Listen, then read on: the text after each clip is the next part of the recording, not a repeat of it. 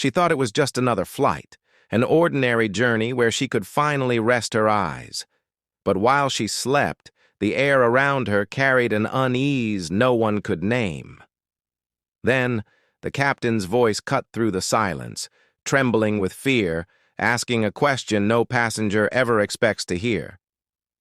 "Is there a fighter pilot on board?" Suddenly, all eyes turned, and in that moment, her very presence became the center of suspicion.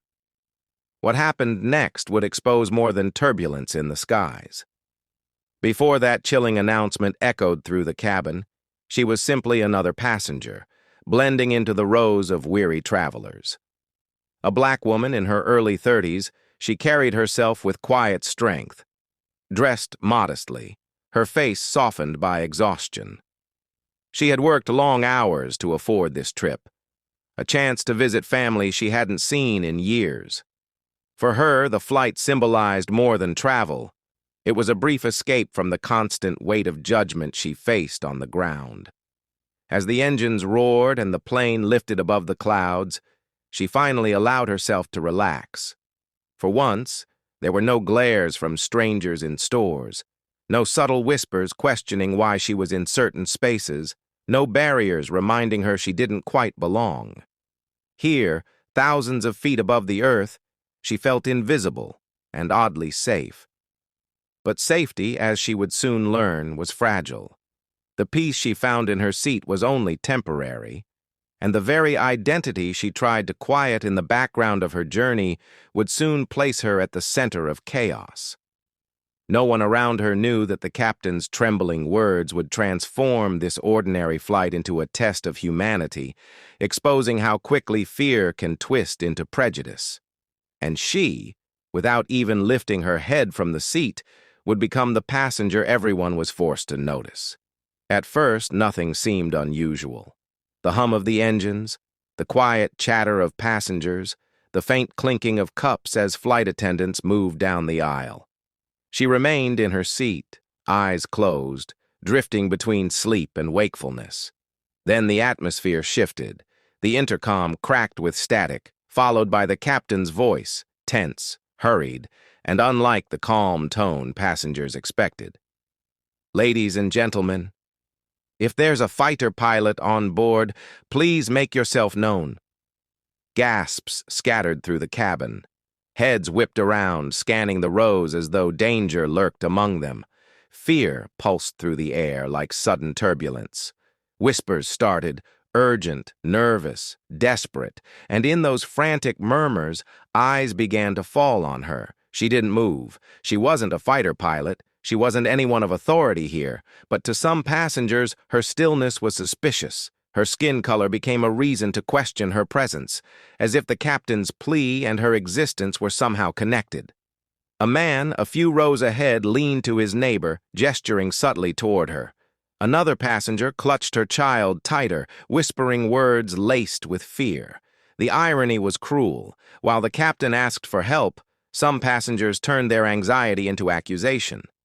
The unspoken message lingered, "She doesn't belong here." Could she be the reason for this? She opened her eyes slowly, instantly meeting a wall of stairs. Her chest tightened, not because of turbulence, but because she knew this pattern too well. On the ground, in stores, in neighborhoods, she was often treated as a question mark, as if her presence needed justification. But here, confined thousands of feet in the air, there was no escape from suspicion. The flight attendants tried to maintain calm, offering reassurances they themselves didn't believe. Yet every announcement only deepened the unease. "It's just precautionary," one said, smiling nervously. "Everything is fine." But passengers didn't relax. Instead, whispers thickened, and the narrative quietly shifted. If everything was fine, why was the captain afraid? And in that anxious silence, she became the story they wanted to explain. A stranger muttered something about people who look like her. Another insisted security should have checked passengers more carefully. She sat frozen, hearing every word, feeling each assumption pierce like a blade.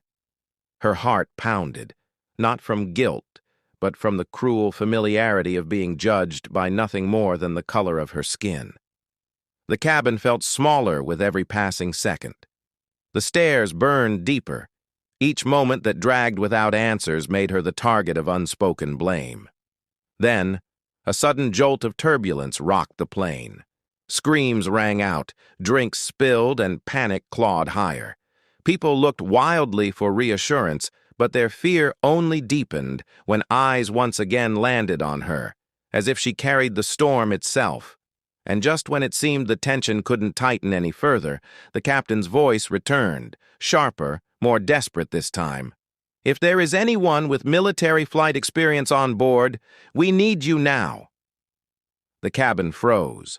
Suspicion turned to dread, and she realized the nightmare had only begun. The second announcement shattered any remaining calm. Panic spread like fire in dry grass, and in the chaos, suspicion sharpened into action. A man across the aisle stood, pointing directly at her. "It's her. She hasn't moved. She's hiding something." The words, though baseless, carried the weight of fear. Others joined in, whispering, nodding, their eyes burning holes into her. A flight attendant approached cautiously, her forced smile barely masking unease. "Ma'am, we just need to ask you a few questions." Her pulse thundered in her ears. She had done nothing wrong, carried nothing dangerous, yet the pressure of countless stares made her feel cornered. She tried to answer calmly, but her voice quivered under the weight of injustice. Every word seemed to bounce back unheard, drowned by assumptions that her skin told a story she never wrote. Then turbulence struck again, throwing passengers against their seats. Screams erupted. Luggage rattled overhead. In the frenzy, someone shouted, "She's a threat! Get her off this plane!" Her body stiffened. Now fear wasn't just in their eyes, it was in their voices, their movements, their willingness to believe the worst of her without a shred of truth. She felt the walls of the cabin closing in, the floor dropping from under her. For a moment she thought this was how it would end, not because of the storm outside, but because of the storm inside these people's hearts. And yet, amid the chaos, something unexpected happened. An older passenger rose slowly, steadying himself against the seat. His voice cut through the hysteria. "Enough! She's not the enemy here." The cabin fell into stunned silence, the words hanging heavy in the stale air. And in that fragile pause, the truth of what was unfolding became impossible to ignore.